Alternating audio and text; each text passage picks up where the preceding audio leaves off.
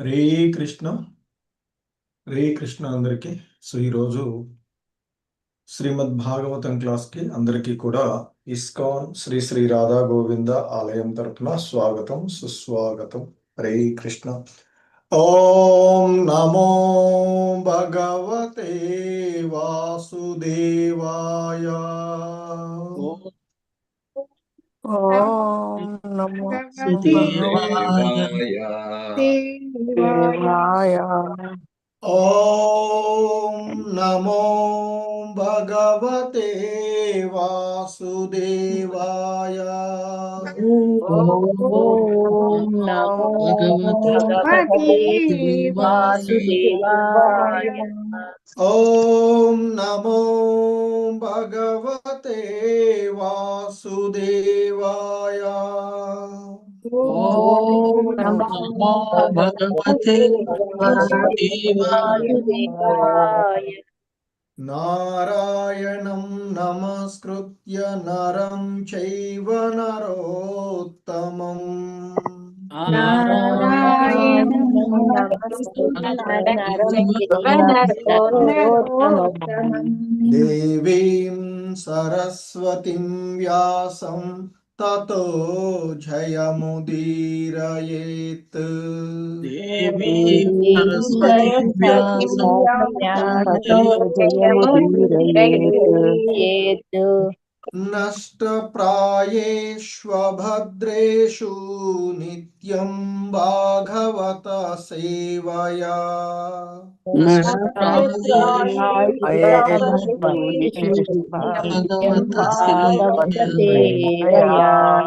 భగవతి ఉత్తమ శ్లోకే భక్తిర్భవతి నైష్టికీ.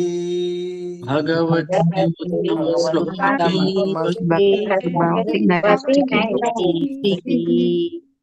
హరే కృష్ణ ప్రభుజీ ప్రణామాలు. హరే కృష్ణ ప్రభుజీ హరే కృష్ణ ప్రభుజీ. హరే కృష్ణ అందరికి. సో ఈరోజు శ్రీమద్ భాగవతంలో మనము 4వ స్కందము 9వ అధ్యాయంలో ఉన్నటువంటి 33 మరియు 34వ శ్లోకాలను ఇస్కాన్ సంస్థాపక ఆచార్యులైనటువంటి శ్రీల ప్రభుపాదుల వారి యొక్క వివరణం ద్వారా ఈ శ్లోకాలని అవగాహన చేసుకోవడానికి ప్రయత్నం చేద్దాము. హరే కృష్ణ.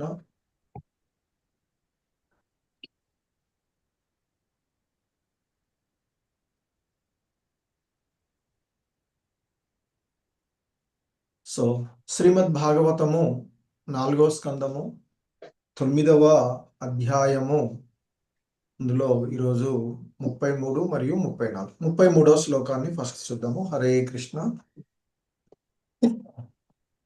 శ్రీమద్ భాగవతము 4వ స్కందము 9వ అధ్యాయం 33వ శ్లోకము. దైవీం మాయాముపాశ్రిత్య దైవీం మాయాముపాశ్రిత్య దైవీం మాయాముపాశ్రిత్య దైవీం దైవీం మాయాముపాశ్రిత్య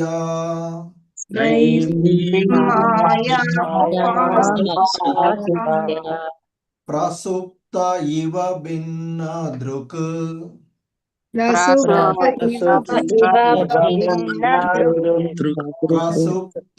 ఇవ భిన్న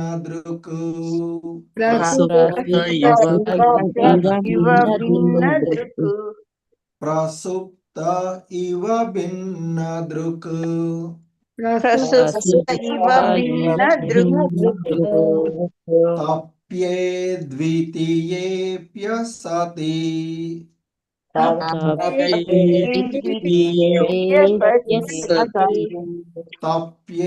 ద్వితీయేప్య సతి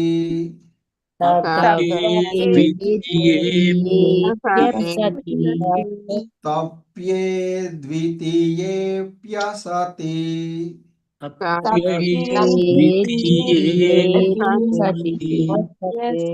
భ్రాతృ భ్రాతృవ్యహృద్రుజా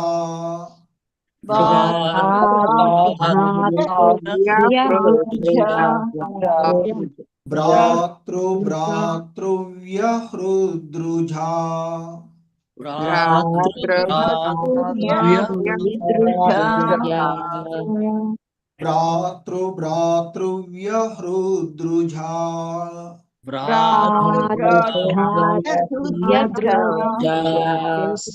दैवीं मायामुपाश्रित्य प्रसुप्त इव भिन्नदृक् दैवीं मायामुपाश्रित्य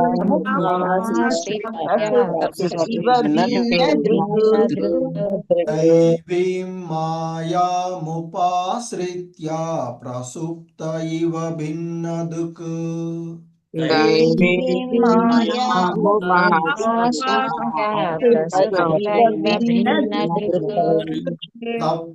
द्वितीयेऽप्यसति भ्रातृभ्रातृव्यहृद्रुजा तप्ये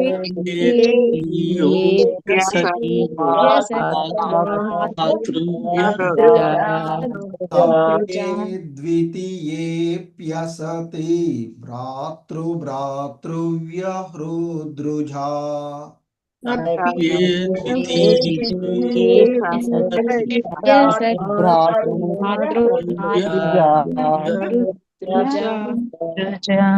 दैवीं मायामुपाश्रित्य प्रसुप्त इव भिन्नदृक् तप्ये द्वितीयेऽप्यसति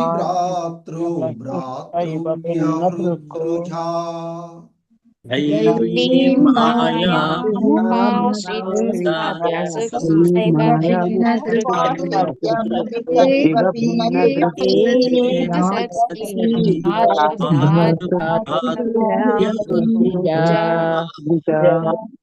प्रेमलता माताजी, इंदुमती माताजी। हरे कृष्ण प्रभु जी, धन्यवाद प्रणाम।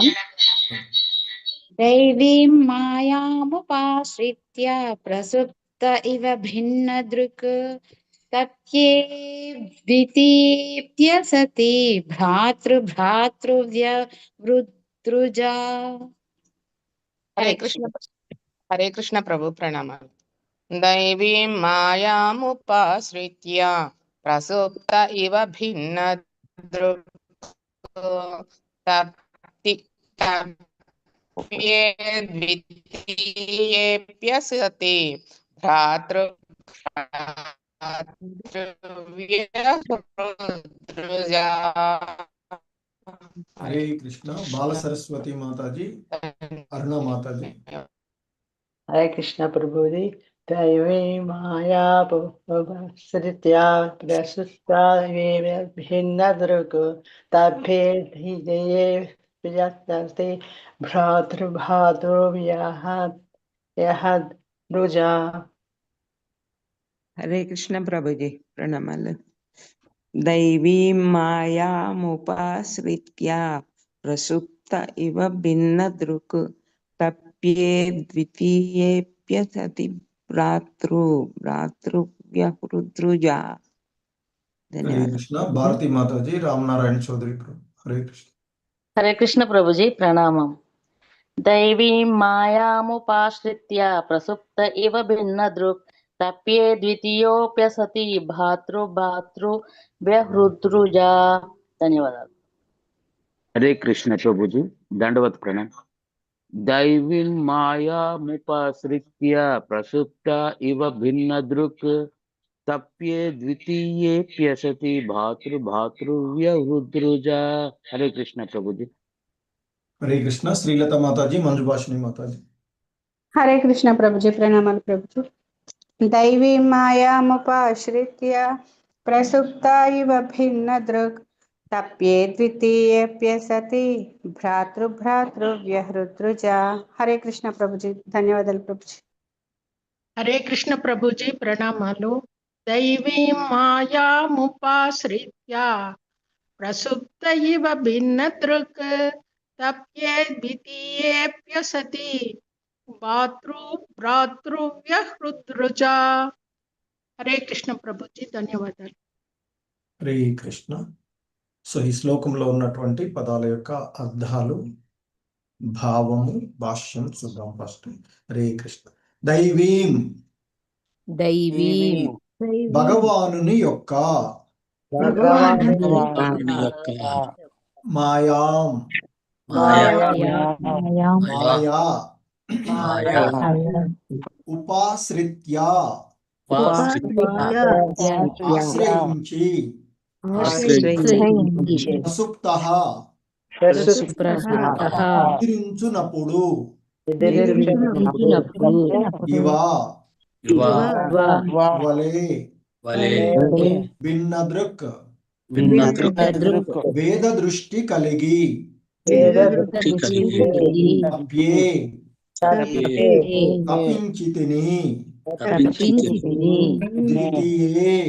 ద్వితీయే మాయాశక్తి యందు అపి అయినను అసతి తాత్కాలికము భ్రాతృ సోదరుడు భ్రాతృవ్య శత్రువు హృదయమున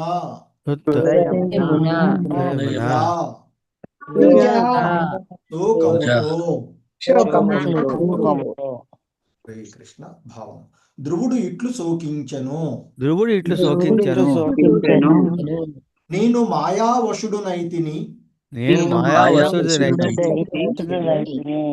వాస్తవము నెరుగజాలక మాయవడిలో నేను నిద్రించితిని. ద్వైత దృష్టిలో నా సోదరుని శత్రువుగా గాంచి వారు నా శత్రువులు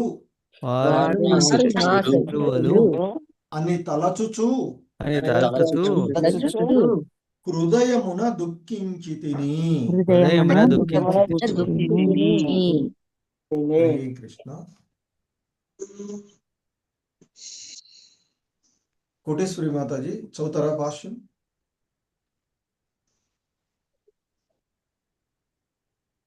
హరే కృష్ణ.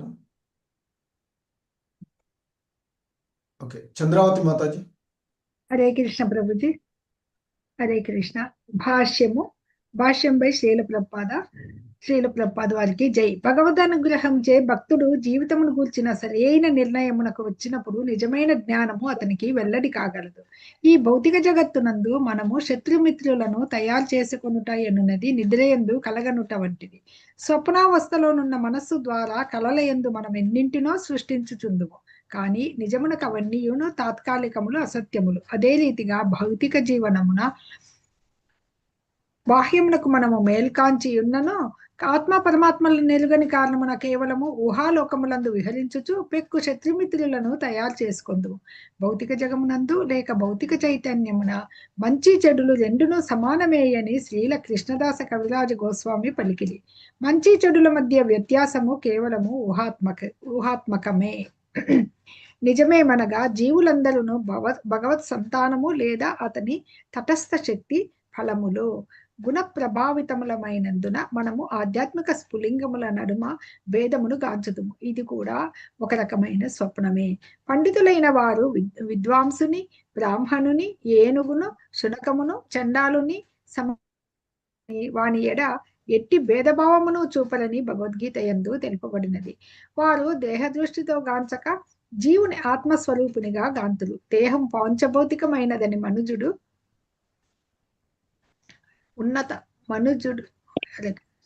ఉన్నతాహన ద్వారా తెలుసుకున్నాడు. ఆ భావనలో కూడా మానవ దేహ నిర్మాణము, దేవతా దేహ నిర్మాణము రెండును ఒక్కటే. ఆధ్యాత్మిక దృష్టిలో మనమందరము పరమాత్మని అంశలము, అనగా ఆధ్యాత్మిక స్ఫులింగములము. భౌతికముగా కానీ లేదా ఆధ్యాత్మికముగా కానీ మనమందరము ఒక్కటే. కానీ మాయా ప్రేరితులమై శత్రు మిత్రులను తయారు చేసుకొందుము. కనుకనే ధ్రువుడు దైవీం మాయాం ఉపాశ్రిత్య అని పలికెను, అనగా అతని మోహమునకు మాయా సాంగత్యమే కారణమైనది. హరే కృష్ణ ప్రభుజీ, ధన్యవాదాలు. హరే కృష్ణ. శ్రీమద్ భాగవతము 4వ స్కందము 9వ అధ్యాయము 34వ శ్లోకము. హరే కృష్ణ. Please repeat.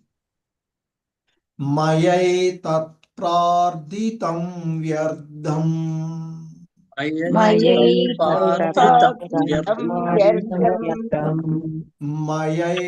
మయైతత్ప్రార్థితం వ్యర్థం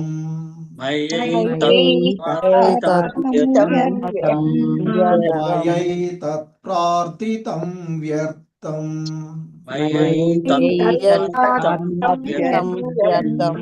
చికిత్సేవ గతాయుషి చికిత్సేవ గతాయుషి చికిత్సేవ గతాయుషి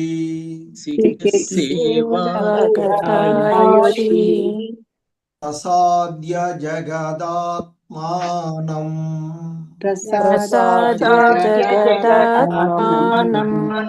ప్రసాద్య జగదాత్మానం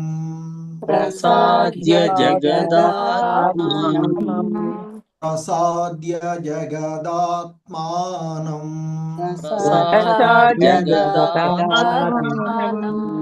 తపసా దుష్ప్రసాదనం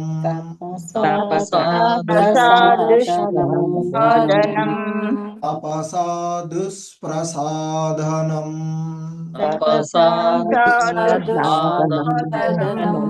తపసా దుష్ప్రసాదనం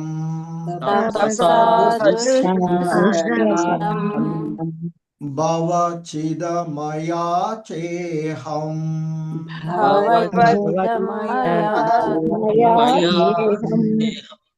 భవచిదమయా చేహం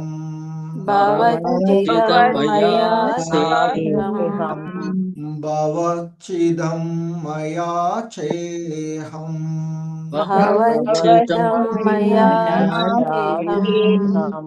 భవం భాగ్య వివర్జితం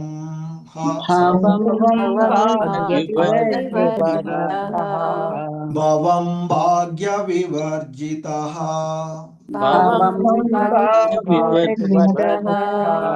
భవం భాగ్య వివర్జిత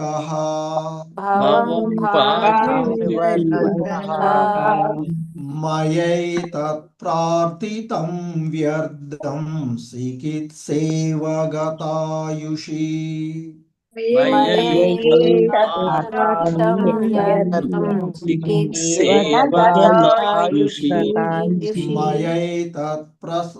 తత్ప్రార్థితం వ్యర్థం చికిత్సేవ గతాయుషి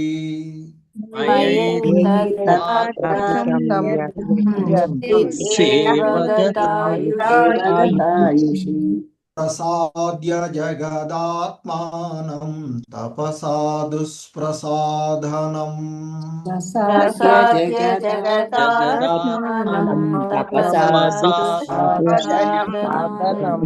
ప్రసాద్య జగదాత్మానం తపసా దుష్ప్రసాదనం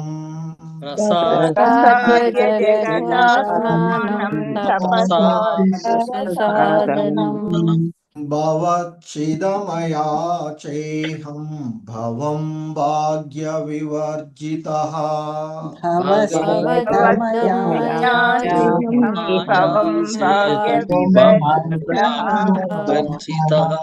భవచిదమయా చేహం భవం భాగ్య వివర్జితః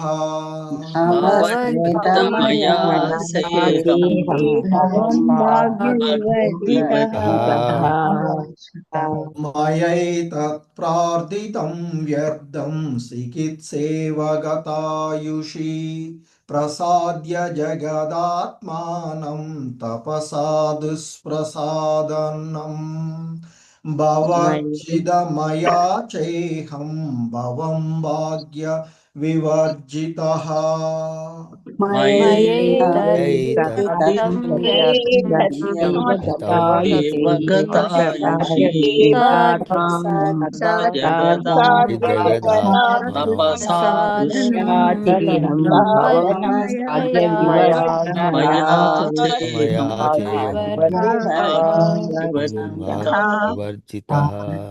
శ్రీదీప మాతాజీ, కోటేశ్వరి మాతాజీ.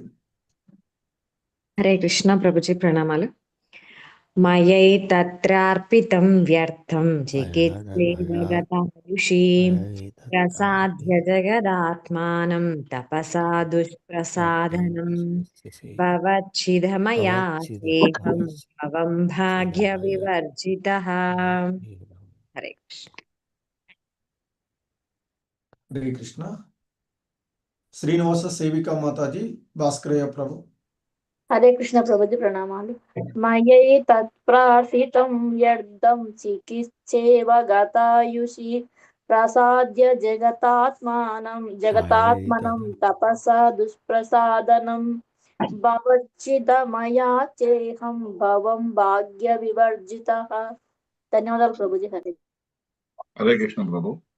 మాయే తత్పార్జితం వ్యర్థం చికిత్సేవ గతాయుషి ప్రసాద్య జగదాత్మానం తపసా దుష్ప్రసాదనం భవచ్చిద్ధమాయ చేహం భవం భాగ్య వివర్జితః. హరే కృష్ణ ప్రభు. శోభారాణి మాతాజీ, విశాలవతి మాతాజీ. హరే కృష్ణ ప్రభుజీ. మయై తత్ప్రార్థితం వ్యర్థం చికిత్సేవ గతాయుషి ప్రసాద్య జగదాత్మానం తపసా దుష్ప్రసాదనం భవచ్చిదమయా చేహం భవం భాగ్య వివర్జితః. హరే కృష్ణ ప్రభుజీ. హరే కృష్ణ ప్రభుజీ. మయై తత్ప్రార్థితం వ్యర్థం చికిత్సేవ గతాయుషి ప్రసాద్య జగదాత్మానం తపసా దుష్ప్రసాదనం భవచ్చిదమయా చేహం భవం భాగ్య వివర్జితః. సరళాదేవి మాతాజీ, వందిత మాతాజీ. హరే కృష్ణ ప్రభుజీ. ధన్యవాదాలు ప్రభుజీ. మయై తత్ప్రార్థితం వ్యర్థం చికిత్సేవ గతాయుషి ప్రసాద్య జగదాత్మానం తపసా దుష్ప్రసాదనం భవచ్చిదమయాచ్చేహం భవం భాగ్య వివర్జితః. హరే కృష్ణ ప్రభుజీ. మయే తత్ప్రార్థితం వ్యర్థం చికిత్సేవ గతాయుషి ప్రసాద్య జగదాత్మానం తపసా దుష్ప్రసాదనం భవచ్చిదమయా చేహం భవం భాగ్య వివర్జితః. హరే కృష్ణ. బాపిరెడ్డి ప్రభు, జయప్రద మాతాజీ. హరే కృష్ణ ప్రభుజీ ప్రణామాలు. మయై తత్పార్థితం వ్యర్థం చికిత్సేవ గతాయుషి ప్రసాద్య జగదాత్మానం తపసా దుష్ప్రసాదనం భవచ్చిదమయా సేహం భవం భాగ్య వివర్జితః. హరే కృష్ణ ప్రభుజీ. హరే కృష్ణ ప్రభుజీ ప్రణామాలు. మయై తత్పార్థితం వ్యర్థం చికిత్సేవ గతాయుషి ప్రసాద్య జగదాత్మానం తపసా దుష్ప్రసాదనం భవచ్చిదమయా చేహం భవం భాగ్య వివర్జితః. హరే కృష్ణ. శశికళ మాతాజీ, మాధవి నీలప్ మాతాజీ. హరే కృష్ణ ప్రభుజీ.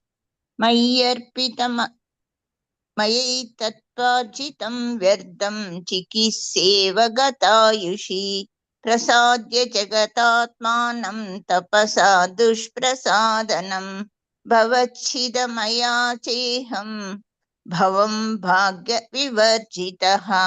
ధన్యవాదాలు. హరే కృష్ణ. హరే కృష్ణ. మయై తత్ప్రార్థితం వ్యర్థం చికిత్సేవ గతాయుషి ప్రసాద్య జగదాత్మానం తపసా దుష్ప్రసాదనం భవచ్చిదమయా చేహం భవం భాగ్య వివర్జితః. హరే కృష్ణ. కోటేశ్వరి మాతాజీ, నీరజ మాతాజీ. హరే కృష్ణ గురూజీ.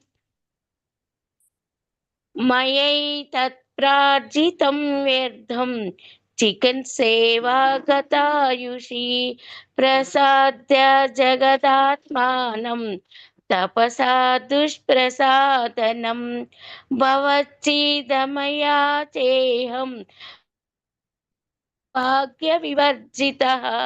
హరే కృష్ణ గురుజీ. హరే కృష్ణ ప్రభుజీ ప్రణామాలు. మయైతత్ప్రార్థితం వ్యర్థం చికిత్సేవ గతాయుషి ప్రసాద్య జగదాత్మానం తపసా దుష్ప్రసాదనం భవచ్చిదమయా చేహం భవం భాగ్య వివర్జిత. ధన్యవాదాలు. వెంకట నరసింహదాసు ప్రభు, భవానీ మాతాజీ. హరే కృష్ణ ప్రభుజీ. మమై తత్ప్రారితం వ్యర్థం చికిత్సేవ గతాయుషి ప్రసాద్య జగతాత్మానం తపస్సా దుష్ప్రసాదనం భవచ్ఛేదమయా చేహం భవం భాగ్య వివర్జిత. హరే కృష్ణ ప్రభుజీ. హరే కృష్ణ ప్రభుజీ ప్రణామాలు.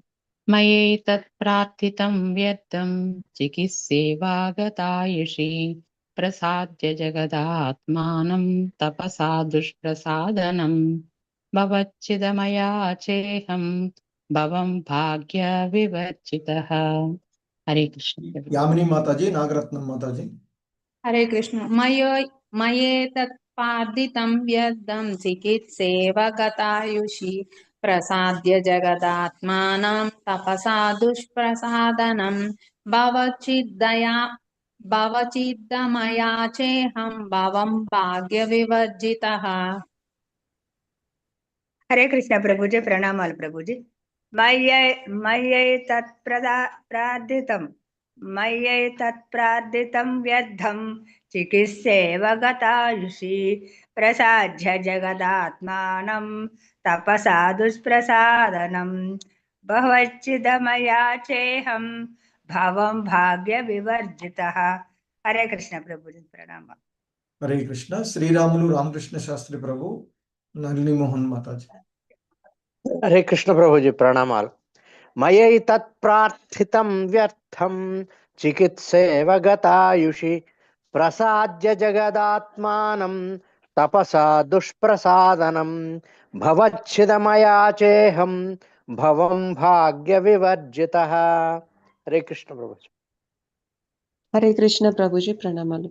మయైతత్ప్రార్థితం వ్యర్థం చికిత్సేవ గతాయుషి ప్రసాద్య జగదాత్మానం తపసా దుష్ప్రసాదనం భవచ్చిదమయా చేహం భవం భాగ్య వివర్జిత.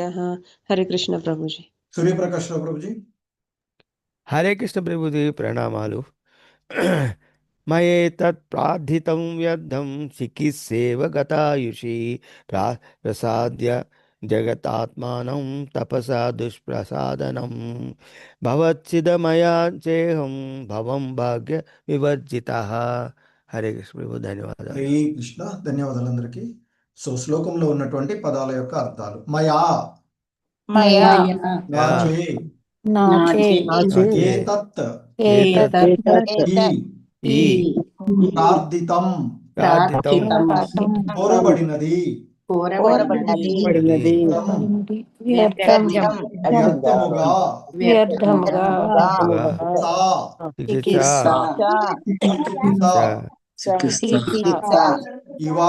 ఇవ వలే గత ముగిసిన ఆయుషి యవ్వాని జీవితము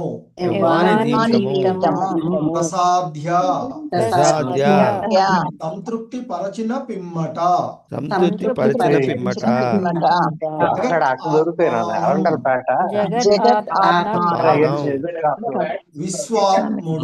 విశ్వాత్ముడు తపస్సుచే దుష్ప్రసాదనం యవ్వానిని సంతృప్తి పరచు దుర్లభమో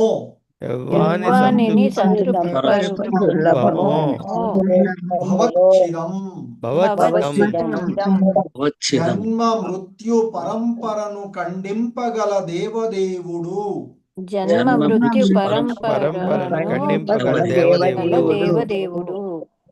అయాచే అయాచే అడిగి తిని అడిగి తిని అహం అహం నేను నేను భవం భవం జన్మ మృత్యు పరంపరను జన్మ మృత్యు పరంపరను భాగ్య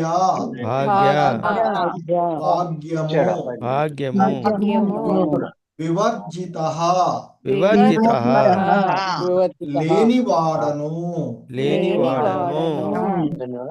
హరే కృష్ణ భావం భగవానుని సంతృప్తి పరచుట భగవాను మిగుల కష్టతరము మిగుల కష్టతరము కానీ నా విషయమున నేనా జగదాత్ముని సంతృప్తి పరచినను కేవలము వ్యర్థములైన వానినే అర్థించితిని మరణించిన వానికి చికిత్స చేయుటతో నా కార్యములను పోల్చవచ్చును నేనెంత దురదృష్టవంతుడనో కాంచుడు జన్మ మృత్యు పరంపరను ఖండింపజేసడి దేవదేవుని దర్శనమును పొందియు నేను అవే పరిస్థితులను తిరిగి కోరితిని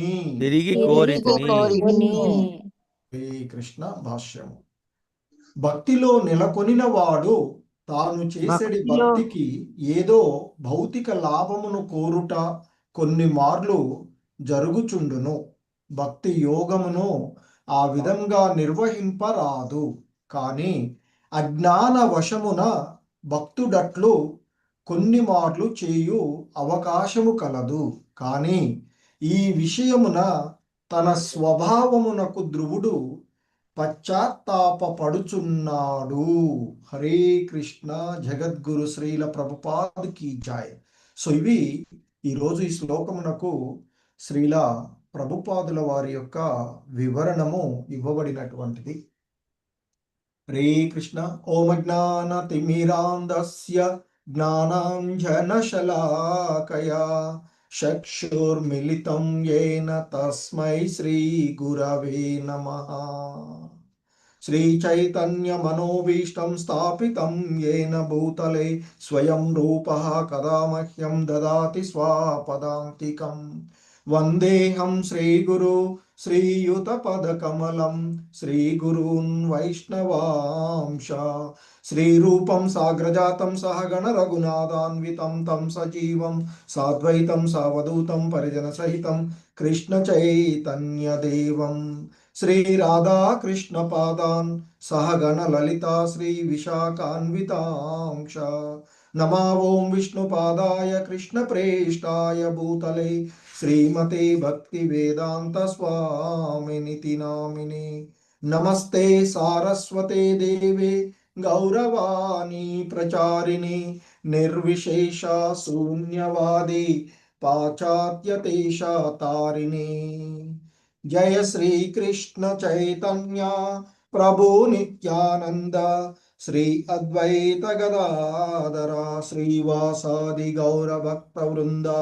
హరే కృష్ణ కృష్ణ కృష్ణ హరే హరే హరే రామ రామ రామ హరే హరే. సో ఈ భాగవతం క్లాసులో మనము 4వ స్కందమైనటువంటి గౌణ సృష్టి, అందులో 9వ అధ్యాయము ధ్రువుడు గృహమునకు తిరిగి వచ్చుట అనేటువంటి అంశంలో ఉన్నటువంటిది. సో ధ్రువుడు తాను వర్ణించినటువంటి భక్తి యోగమునకు ఆ భగవద్ దర్శనాన్ని పొంది ఆ భగవంతుడి చేత మిశ్రమమైనటువంటి ఫలితాలను, భౌతిక ఆధ్యాత్మికమైనటువంటి వరదానాలను అతడు పొందినటువంటిది. సో కానీ ఎప్పుడైతే ఆ భగవంతుని యొక్క దర్శనమైందో, ఆ భగవంతుని యొక్క స్పర్శ అతనికి కలిగినదో, అప్పుడు అతడు వేద జ్ఞాన సరస్వతుడై వసుదేవ స్థితిని చేరుకున్నటువంటి వాడై తను చేసిన భౌతిక కల్మషాలను ఎరిగి అతడు చింతిస్తూ ఉన్నటువంటి పరిస్థితులను మనము ప్రస్తుతం చూస్తూ ఉన్నటువంటిది.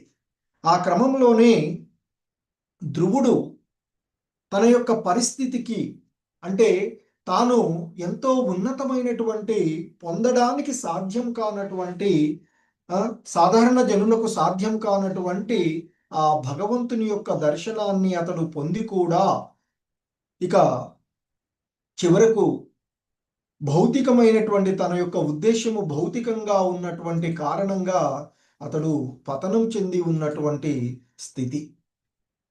సో కనుక తన యొక్క స్థితికి అతడు బాధపడుతూ, సో ఆయన అంటూ ఉంటాడు, నేనెంత మందభాగ్యుడనో కదా, జన్మ మృత్యు పరంపరలను ఖండించి వేయగలిగేటువంటి ఆ భగవంతుడే నాకు దర్శనాన్ని ఇచ్చినప్పటికీ కూడా నేను మందమతుడనై అవే జనన మరణాలు, తాత్కాలికమైనటువంటి ఆ బంధనాలు ఏవైతే ఉన్నాయో, బద్ధ జీవనానికి కారణమైనటువంటి అంశాలనే నేను కోరుకుంటుని కదా అంటూ, నేను మూర్ఖత్వంతో ఆ పాద పద్మాలను దరిచేరినా కూడా అశాశ్వతమైనటువంటి వాటిని కోరుకున్న కారణంగా నేను పతనం చెందానే అంటూ అతడు భావిస్తూ, సో తన యొక్క స్థితికి కారణాలను శ్రీల ప్రభుపాదుల వారు, ఆచార్యులు చెప్తూ ఉన్నట్లుగా, ఒకటి ఆధ్యాత్మిక గురువు ఆదేశాలను అతడు ఉల్లంఘించినటువంటి విధంగా చెప్పబడుతూ ఉంది. ఆ కారణంగా కూడా పతనమై ఉండవచ్చు. సో అలాగే తాను కోరుకున్నది భౌతికమైనటువంటిదే కనుక భక్తుడు, సువిశుద్ధ భక్తుడు కోరనటువంటి దాన్ని అతడు కోరుకున్నాడు కనుక ఈ భౌతికమైనటువంటి అంశాలనే అతడు ఉన్నటువంటిది. కానీ ధ్రువుడు పూర్వపు శ్లోకంలో మనం చూసినట్లుగా తన యొక్క ఈ స్థితికి ఈ భౌతిక జగత్తులో జరిగేటువంటి విషయాలను కంపేర్ చేసుకుంటూ, అయ్యో నేను ఉన్నత లోకములందు అంటే ఆ వైకుంఠ లోకానికి పోవడానికి ప్రయత్నించినప్పుడు ఓర్వలేనటువంటి ఉన్నత లోక వాసులైనటువంటి దేవతలు మరి ఆ ఉన్నత లోకాల్లో ఉన్నప్పటికీ కూడా పతనం చెందేటువంటి ఆ దేవతలు ఓర్వలేనటువంటి బుద్ధితో మరి నా యొక్క బుద్ధిని, ఎందుకంటే మన దేహంలో ఉండేటువంటి ప్రతి ఒక్క ఇంద్రియానికి అధిష్టాన దేవతలుగా వాళ్ళు ఉండేటువంటిది. సో కనుక మరి వారు ఓర్వజాలక నా యొక్క బుద్ధిని పాడు చేశారు. కేవలం ఈ కారణం చేతనే నేను నా ఆధ్యాత్మిక గురువు ఆదేశాలను, దీవెనను నేను స్వీకరించలేకపోయాను. అంటే నా యొక్క ఆధ్యాత్మిక గురువు యొక్క ఆజ్ఞను నేను పాటించలేకపోతేనే అంటూ బాధపడుతూ ఉన్నటువంటి విషయాన్ని మనం చూసాం. సో ఇంకా ఈరోజు శ్లోకాలలో ఆయన చెప్తూ ఉన్నారు, దైవీ మాయాముపాశ్రిత్య ప్రసుప్త ఇవ భిన్న దృక్ తప్యే ద్వితీయేప్య సతి భ్రాతృవ్యహృద్రుజా. సో ధ్రువుడు ఇంకా తన స్థితికి, అంటే తాను మరి ముక్తిపతి అయినటువంటి జనన మరణాలను, సో భవచ్చిత్గా చెప్పబడేటువంటి ఆ జన్మ మృత్యు పరంపరను ఖండించి వేయగలిగేటువంటి, ఎందుకంటే భగవద్గీతలోనే చెప్తారు, ఓ అర్జున, నా దైవీ మాయను సాధారణ జనులు దాటడము చాలా కష్టము, కానీ ఎవడైతే భక్తి భావనలో ఉంటాడో వాడు ఖచ్చితంగా సులభంగానే దాటగలడు. సో ధ్రువుడు కూడా అలాగే వచ్చినటువంటి పరిస్థితి. కానీ అతని యొక్క అతడు చేసినది భక్తి భావనే అయినప్పటికీ కూడా భక్తిలో కోరుకున్నటువంటి కోరిక భౌతికమైనటువంటిది అయి ఉండినటువంటి కారణంగా అతడు ఇంకా ఈ విధంగా తన మనసులో శోకిస్తూ ఉన్నాడట. నేను మాయావశుడునైతిని, ఆ భగవంతుని యొక్క మాయ శక్తి ద్వారా నేను ఆశ్రయించబడి ఆ మాయను నేను ఆశ్రయించానే, మరి వాస్తవాన్ని ఎరుగజాలక. ఎందుకంటే ప్రతి జీవుడు కూడా ఆధ్యాత్మిక స్ఫులింగంగాను ఆ భగవంతుని యొక్క భిన్న అంశాలుగాను భగవంతుడు భగవద్గీతలో చెప్తారు, మమైవాంశో జీవలోకి అంటూ ప్రతి జీవుడు కూడా ఆ భగవంతుని యొక్క భిన్న అంశాలు, అంటే సనాతనమైన శాశ్వతమైన దివ్యమైనటువంటి జీవుడు ప్రతివాడు కూడా. కానీ మనలో ఉన్నటువంటి ఈ భౌతిక ప్రకృతిపై ఆధిపత్యం చలాయించాలనేటువంటి కోరిక, మన యొక్క ఆ కోరికల యొక్క ప్రాధాన్యతను బట్టి మనకి కర్మక్షేత్రాలు ఇవ్వబడుతూ ఉన్నాయి. అంటే కర్మలను ఆచరించే విధంగా ఈ దేహము ఇవ్వబడుతూ ఉంది. కనుకనే భిన్న రకాలైనటువంటి ఈ తొడుగులు మనకు వస్తూ ఉన్నాయి. కానీ ప్రతి జీవుడు కూడా ఆధ్యాత్మికమైనటువంటి దివ్యమైనటువంటి వాడు, భావనతో ఉండేటువంటి వాడే. కానీ మనము మన యొక్క స్థితి, మన యొక్క కోరిక, కామం, మన యొక్క ఉన్నటువంటి మన పరిస్థితులను బట్టి మనం ఏ భావాలతో ఉన్నామో ఆ భావాలకు అనుకూలమైనటువంటి ఏ విధమైనటువంటి కోరికలతో మనం ఉంటే ఆ విధమైనటువంటి కోరికలను తీర్చే విధంగా సాక్షిభూతుడైనటువంటి హనుమంత ఉపద్రష్ట చూస్తూ అనుమతించేటువంటి ఆ భగవంతుడు ఆ విధాలైనటువంటి దేహాలలోని పాంచభౌతికమైనటువంటి దేహాలలో పడేస్తూ ఉండేటువంటిది. సో అందుకే ఇక్కడ అంటున్నాడు, నేను నా యొక్క వాస్తవికమైన స్థితిని తెలుసుకోజాలక నాకు నా ఆధ్యాత్మిక గురువు ఉపదేశించినప్పటికీ కూడా ఆయన యొక్క దీవెనలను నేను తీసుకోలేకపోవడానికి కారణము ఒకటి, నా బుద్ధిని ఉన్నతలోక వాసులు పతనం చెందేటువంటి వాళ్ళు నన్ను చెడగొట్టి ఉండవచ్చు అనేది. రెండవది, ఆయన ఇక్కడ ఆ భగవంతుని యొక్క శక్తులలో ఆంతరింగిక ఆధ్యాత్మిక మాయా శక్తులలో నేను మాయావశుడునైతిని, మాయాశక్తి లో ఉండి, అంటే వాస్తవాన్ని తెలుసుకోజాలక ఈ మాయా శక్తి అయినటువంటి ఈ మాయ ఒడిలో, అందుకే ఇక్కడ మాయా ఒడిలో, ఆమె ఒడిలో అంటున్నారు. మాయ అనేటువంటిది, ఆ మాయ అనేటువంటి ఆవిడ ఒడిలో నేను నిద్రించి తిని. మనకి భక్తి వినోద ఠాకూర్ల వారు కూడా జాగో అనేటువంటి దాన్ని మనకి ఎంతకాలం ఈ మాయా ఒడిలో నిద్రిస్తూ ఉంటారు చైతన్య మహాప్రభులు వారు చెప్పినట్లుగా. సో ఆయన చాలా చక్కటి మనకి కీర్తనలను కూడా ఇచ్చినటువంటిది మాయా ఒడి పిడికిళ్ళ నుండి బయటపడేటువంటి వాటి కోసం. సో కనుక నేను వాస్తవాన్ని తెలుసుకోజాలక ఈ మాయా ఒడిలో నిద్రించి తిని, ఆ నిద్ర భావంలో ఇక్కడ నా యొక్క స్థితి భగవంతుడు చెప్పినట్లుగా ఈ జగత్తులో ఉండేటువంటి జీవులు రెండు రకాలు, దైవీ భావాలు కలిగిన వారు, ఆసురీ భావాలు కలిగినటువంటి వారు. అలా మాయా ఒడిలో నిద్రించిన నేను ద్వైత దృష్టిలో అసుర భావంలో ఉండిపోయి, మరి అసుర భావంలోనే కదా దైవీ భావనలో ఉన్నటువంటి వాడు శత్రుమిత్ర భేదం లేదు, సర్వజీవుల ఎడ సమత్వ భావంతో ఉండేటువంటి వాడు. కానీ ఈయన తన తమ్ముడు, తన సహోదరుడు తన తండ్రి ఒడిలో ఉన్నటువంటి దానికి అసూయ పడినట్లు ఒక రకంగా చెప్పాలి. తను ఆడుకోవాలనుకున్నాడు కరెక్టే, ఆ అవకాశం లేనప్పుడు నాకు ఇంతవరకే అనేటువంటిది వదిలివేయవలసినటువంటిది భక్తి భావనలో దైవీ స్వభావాలు కలిగిన వాళ్ళు చేయవలసింది. కానీ అయ్యో నేను ఆ స్థితికి చేరుకోలేకపోతేనే అనేటువంటి దాన్ని గురించి ఆలోచన వచ్చింది. అంటే అది ద్వైత దృష్టి, ఆసురీ భావము అని చెప్తున్నారు. సో ఆ ఆసురీ భావం వలనే నేను నా సహోదరుణ్ణి కూడా శత్రువుగా భావించాను. సాధారణంగా సర్వజీవుల ఎడ సమత్వ భావంతో ఉండవలసినటువంటి వాడు తన చవతి తల్లి, తన తండ్రి పుత్రుడైనటువంటి సహోదరుడితోనే శత్రువుగా భావించాను.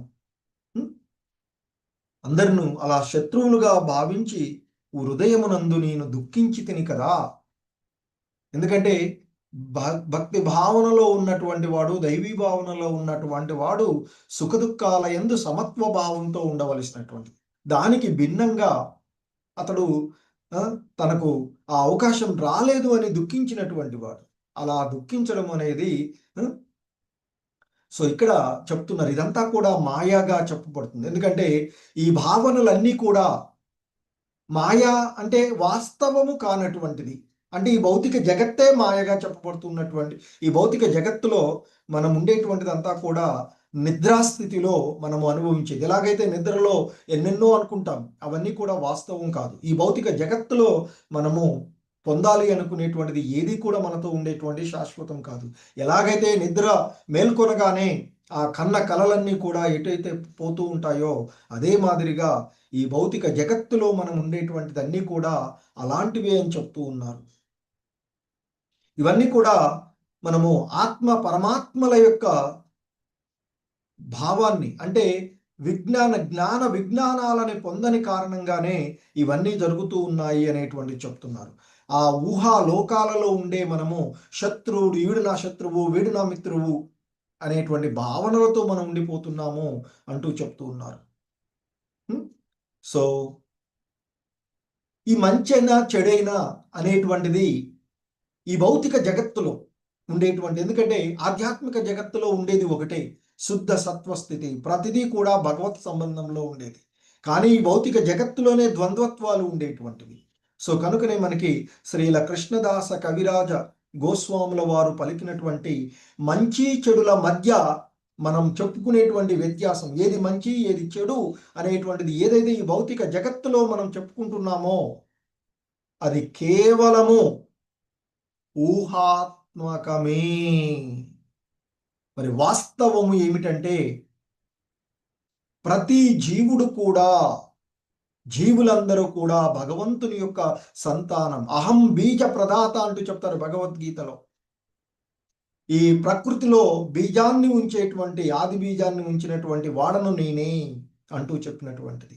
సో కాబట్టి ప్రతి జీవుడు కూడా, ఈ సృష్టిలో ఉండేటువంటి జీవులన్నీ కూడా 84 లక్షల రకాలుగా చెప్పబడుతూ ఉండేటువంటి ఈ జీవజాతులలో ఎందులోకి వచ్చినా అదంతా కూడా వాళ్ళ యొక్క ఆ భావనలను అనుసరించి ఆ విధమైనటువంటిది. కానీ వాస్తవానికి ప్రతి జీవుడు కూడా ఆ భగవంతుని యొక్క సంతానమే, లేదా ఆయన యొక్క తటస్థ శక్తి.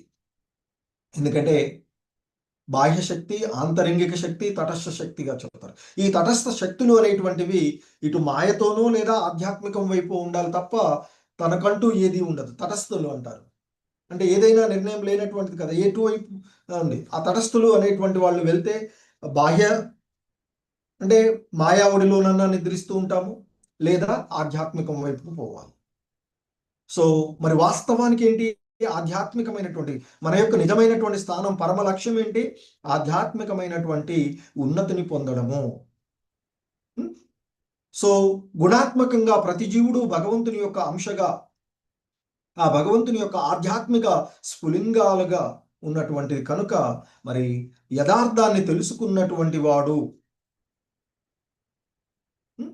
సో మనకి భగవద్గీతలో చెప్పబడినట్లుగా విద్యా వినయ సంపన్నే బ్రాహ్మణే గవిహస్తిని అంటూ చెప్పబడినట్లుగా మరి వాస్తవానికి భక్తుడనేటువంటి వాడు, జ్ఞానవంతుడు, ఆత్మతత్వాన్ని ఎరిగినటువంటి వాడు, ఆత్మ జ్ఞానం పొందినటువంటి వాడు, ఈ దేహాత్మ భావన నుండి బయటపడినటువంటి వాడు.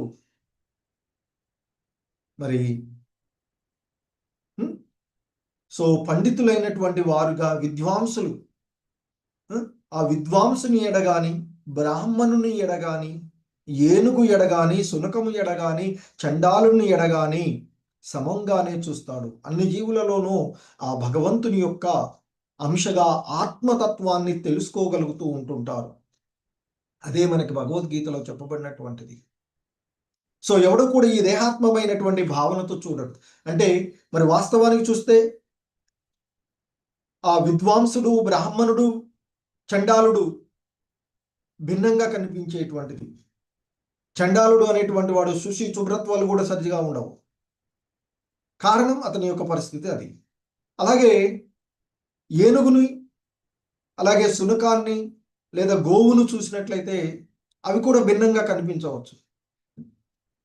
కానీ వాటన్నిటిలో కూడా కాకపోతే వాటి యొక్క స్థితిని అనుసరించి వాటికి ఇచ్చేటువంటి ఇది వేరుగా ఉంటుంది. కానీ అన్ని జీవులు సమానమైనటువంటి భావనని ఇక్కడ చెప్తున్నటువంటిది.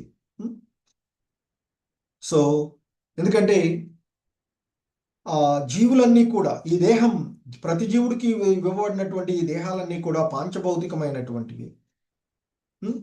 సో ఆ పాంచభౌతికమైనటువంటి దేహాన్ని ఈ తొడుగును ఎట్లాగైతే ఈ వస్త్రాలు మాత్రమే, సో అలాంటి తొడుగులు తప్ప అందులో ఆత్మస్వరూపునిగా ప్రతి జీవుణ్ణి గాంచుతారు.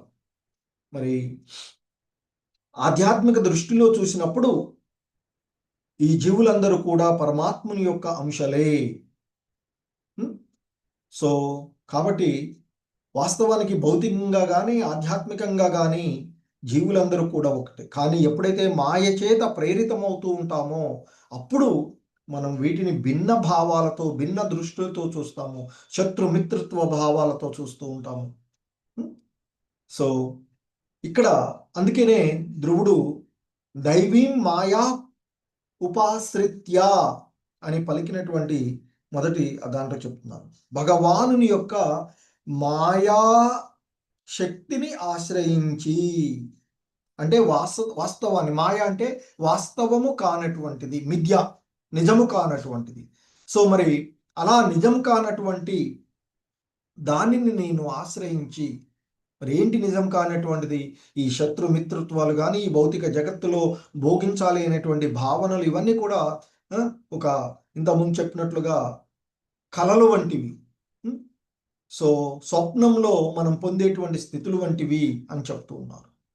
సో కనుక మరి ధ్రువుడు తాను పొందినటువంటి ఆ స్థితికి ఆ మాయా సాంగత్వమే అతని యొక్క మోహానికి కారణము.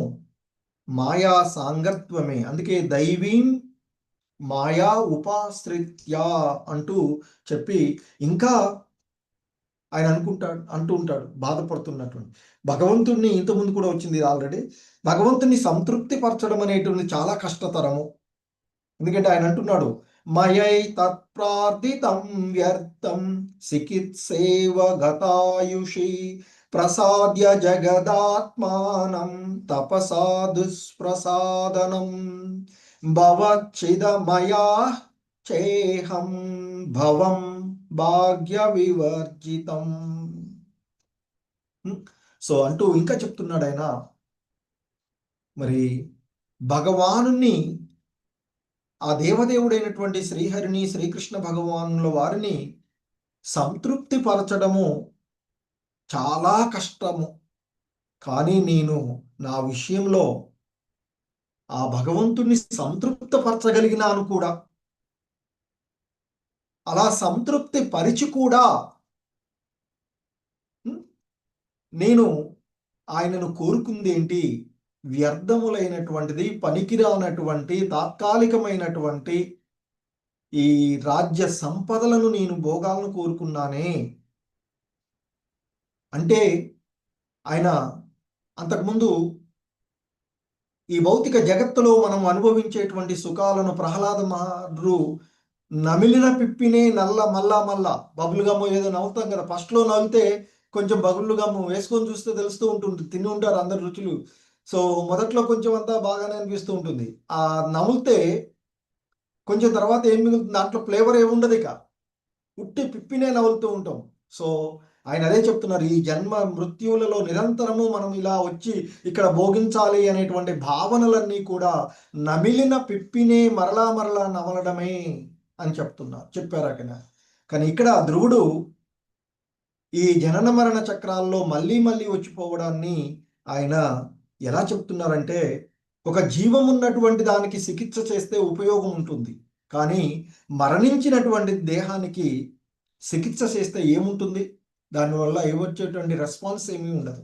సో అలా నేను నా యొక్క భౌతికమైనటువంటి కోరిక, ఆ జగదాత్ముని, జగత్తు అంతటా వసించి ఉన్నటువంటి ఆ జగన్నాథుడిని నేను సంతృప్తపరచగలిగినప్పటికీ కూడా నేను వ్యర్థమైనటువంటి వాటిని కోరుకున్నానే. ఎందుకంటే మరి ఇక్కడ ఆ కాబట్టి నేను కోరుకున్నటువంటి కోరికలు ఎలాంటివంటే, మరణించినటువంటి జీవం లేనటువంటి దానికి నేను చికిత్స చేస్తూ ఏదో మేల్కొల్పాలి అనేటువంటి భావనలో నేను చేస్తూ ఉన్నటువంటిది. అయ్యో, నేనెంతటి దురదృష్టవంతుడను! జన్మ మృత్యు పరంపరలను ఖండింపవేయగలిగేటువంటి ఆ దేవదేవుడు ఎదురుగా నాకొచ్చి మరి ఆయన దర్శనాన్ని నేను పొందగలిగిన ఈ జన్మ మృత్యు పరంపర నుండి బయటపడకుండా ఇంకా 1000 సంవత్సరాలు అంటే ముందుగా ముఖ్యంగా రాజ్యాన్ని భౌతిక సంపదలో 36,000 సంవత్సరాలు నేను అనుభవించే విధంగా ఆ భగవంతుడు నన్ను కరుణించాడే. అంటే ఆ మృత్యు పరిస్థితులు అంటే జీవం లేనటువంటి భౌతిక జగత్తు వాస్తవం కానటువంటిది కదా, మాయాలోనే నేను ఇంకా ఉండిపోతునే, అటువంటి వాటిని నేను కోరుకుంటేనే. ఎందుకంటే వాస్తవానికి ఎవరైనా బాగా ఏదైనా ఇవ్వగలిగేటువంటి రాజు దగ్గరికి వెళ్ళి, మహారాజు దగ్గరికి వెళ్ళి ఏది కోరితే అది ఇవ్వగలిగే వాడి దగ్గరికి వెళ్ళి ఒక వ్యక్తి ఆయన దగ్గరికి వెళ్ళిన తర్వాత ఏవో నాకు అయ్యా నూకలు ఇవ్వండి, లేదా ఏదో కొన్ని ధాన్యం ఇవ్వండి అని అడిగినట్టుగా ఉంటుంది.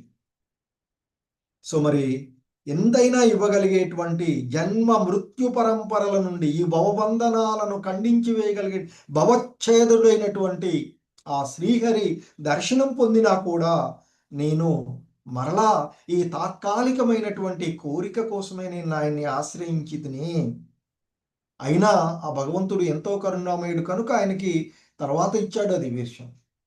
కానీ ధ్రువుడు తన ప్రస్తుత పరిస్థితిని గురించి చింతిస్తూ ఉన్నటువంటిది.